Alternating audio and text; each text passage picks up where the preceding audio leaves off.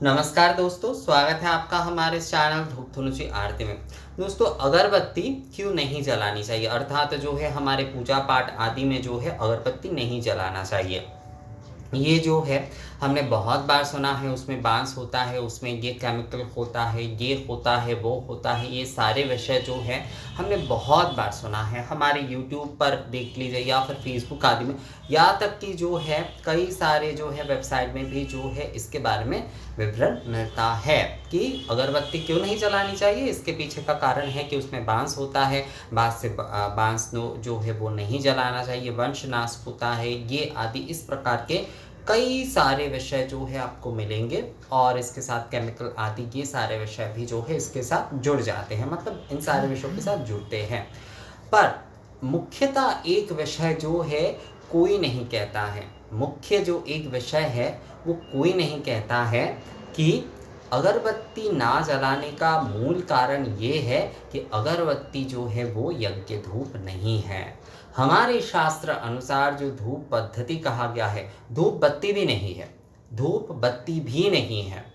बहुत सारे लोग कहते हैं कि दादा हम तो अगरबत्ती नहीं जलाते, केवल धूप बत्ती जलाते। देखिए, सुगंध के लिए आप अगरबत्ती जलाइए, आप धूप बत्ती जलाइए, कोई समस्या नहीं है। पर निवेदन आदि के लिए, पूजा की धूप के लिए जो है वो आपको यज्ञ धूप, धुनुची धूप, धुपची धूप, जो भी आप कहते हैं वही आपको जो है प्रज्वलित करना होगा। धुना गुग्गुल यानी कि सुर धूप, गुग्गुल घृत आदि के साथ जो है वही वाले धूप आपको प्रज्वलित करने होंगे।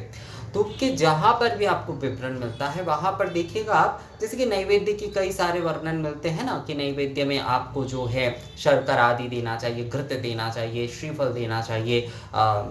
मधु देना चाहिए, या फिर जो है ऐसे फल आदि देने चाहिए, इस प्रकार का मिलता है। तो धूप में भी बिल्कुल आप देखिएगा, उसमें हमेशा षडंग धूप आदि के विषय में या फिर जो है दशांग धूप आदि के विषय में कहा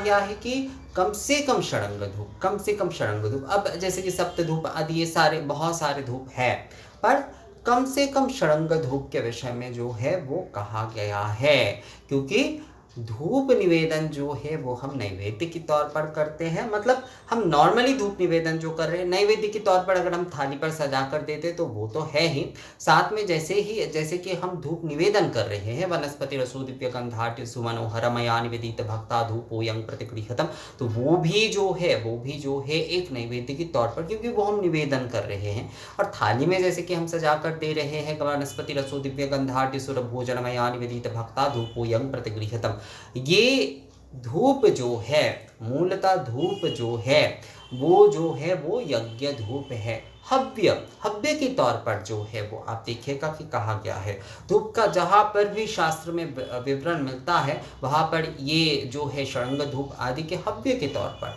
अगर इतने सारे के विषय में नहीं भी कहा गया है तो वहाँ पर कहा गया है कि सूर्य धूप, गुग्गुल और घृत गुग्गुल के धूप करने के लिए जो है कहा गया है।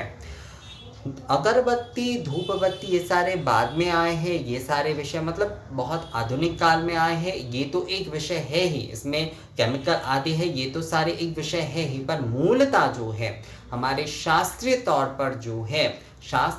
पर इस धूप का कहीं पर भी वर्णन नहीं मिलता है। अब बहुत सारे लोग कहेंगे कि क्योंकि वो आधुनिक काल नहीं था, उस समय इसी तरह से जो है इस्तेमाल किए जाते थे, ऐसा नहीं है। कई प्रकार की जो विधान है, कई प्रकार की कुछ विधान में जैसे कि मिलता है उसमें जो कि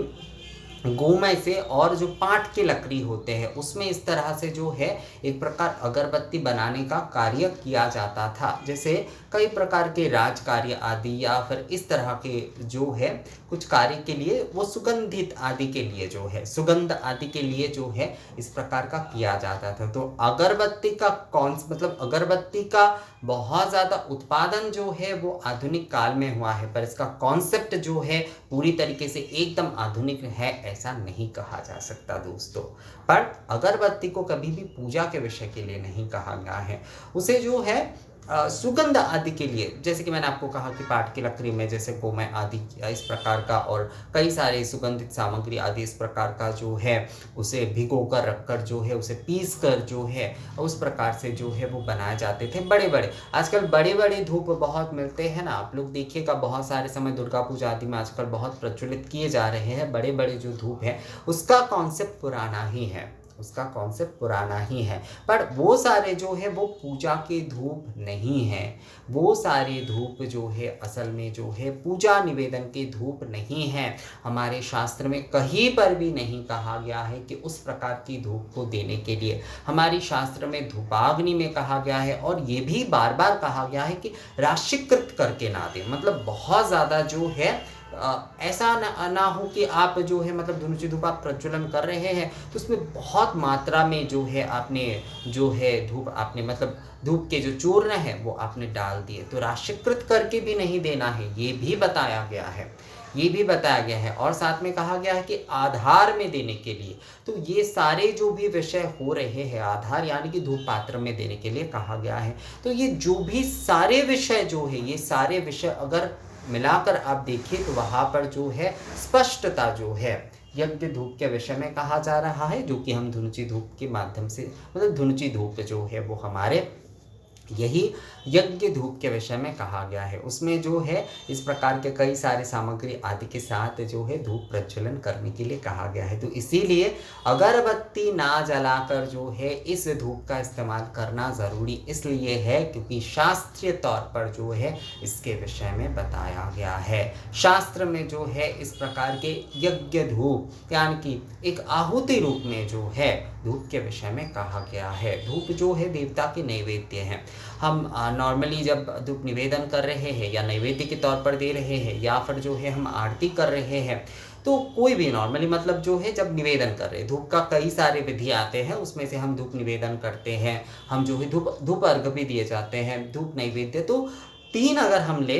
धूप निवेदन मतलब जो है दीप के पहले धूप निवेदन, धूप नैवेद्यम और अगर धूप आरती, ये तीन भी अगर हम ले तो ये जो है ये धुनुची धूप के माध्यम से ही जो है ये करना चाहिए। यही हमारे शास्त्रों में कहा गया है, यही आगमोक्त विधि में कहा गया है।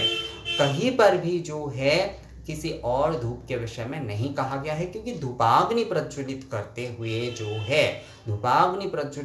हुए जो है बिल्कुल जो हम हवन करते हैं, होम करते हैं, उसी तरीके से जैसे अग्निहोत्र होम आदि अग्निहोत्र यज्ञ आदि ये जो है वैदिक विषय में बहुत ज़्यादा आते हैं। दशांग धूप हवन आदि या फिर धूप आदि ये सारे विधि जो है ये आगम में बहुत ज़्यादा आते हैं। तो विषय एक ही है, विषय में कुछ अंतर नहीं है। तो धूप जो है वो देवता को जब हम प्रदान करें तो वो यज्ञ धूप ही होना चाहिए, आहुति के तौर पर ही वो धूप होना चाहिए, किसी भी और धूप का नहीं होना चाहिए। इसीलिए ये मूल कारण यही मूल है कि अगरबत्ती का प्रयोग, धूप बत्ती का प्रयोग जो है हमें धूप निवेदन में नहीं करना चाहिए, हमारे पूजा में नहीं करना चाहिए। उसके साथ हम कई सारे ऐसे बांस आदि या फिर केमिकल आदि ये सारे विषय जुड़ते हैं ताकि लोगों को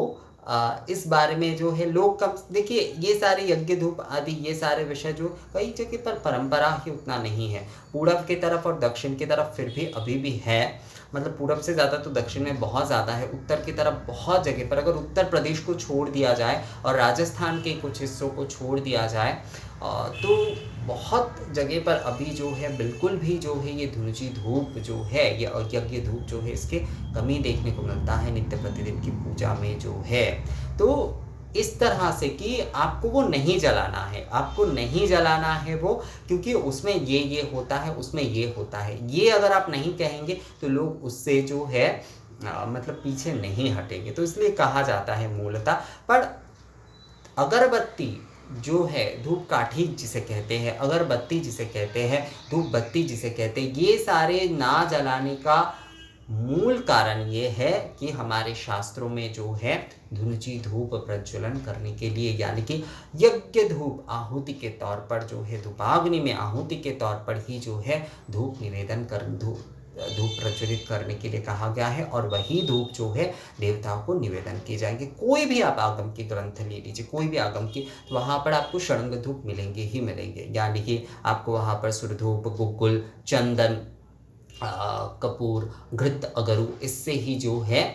आपको मिलेंगे। इसके अलग अलग विवरण है, मतलब षडंग धूप आपको एक आगम में जो है एक प्रकार के मिलेंगे, दूसरे में दूसरे प्रकार के मिल सकते हैं, पर सभी के सभी षडंग धूप है या फिर दशांग धूप है, तो इसका ही विवरण आपको मूलतः मिलेगा। तो यही जो है मतलब आगम में जहाँ पर भी देव धूप कहा गया है, निवेदन के देव धूप के विषय में कहा गया है, वहाँ पर जो है दोस्तों, वहाँ पर हमेशा जो है आप देखिएगा सभी जगह पर जो है ये षडंग धूप या फिर दशांग धूप, षडंग धूप ही ज़्यादातर कहा गया है, षडंग धूप के बारे में कहा गया है, क्योंकि यही जो है यज्ञ धूप है, यही जो है देवताओं के निवेदन करने की शास्त्रीय धूप है, यही जो है हमारे सनातन परंपरा की शास्त्रीय धूप है, अगरबत्ती नहीं है। इसलिए मूलतः जो है धूप बत्ती अगरबत्ती का प्रयोग करने से मना किया जाता है, क्योंकि हमारे शास्त्र विधि में जो है यज्ञ धूप आहुति के तौर पर जो है धूप प्रदान किए जाते हैं, जो कि धुनुची धूप आरती इस प्रकार से जो है हम अभी करते हैं, मतलब धुनुची धूप से धूप निवेदन, धूप आरती आदि हम करते हैं, वही जो है यज्ञ धूप है। तो ये विषय मुझे लगता है आप लोगों को समझ में आ गया है दोस्तों, और इस बारे में अगर आप लोगों का कोई सवाल आती है तो आप लोग मुझे कमेंट्स करके या मेल करके बोल सकते हैं। मिलते हैं आपसे अगले वीडियो में, तब तक के लिए नमस्कार।